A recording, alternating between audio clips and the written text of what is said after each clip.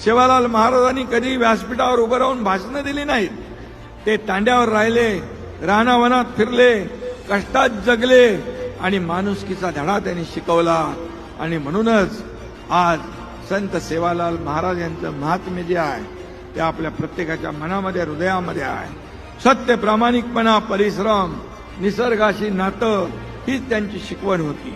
त्यांना भविष्य कळत होतं.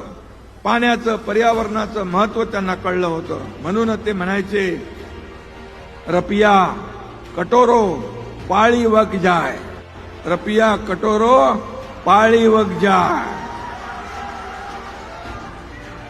म्हणजे भविष्यामध्ये 1 रुपयाला 1 वाटी पाणी विकलं जाईल.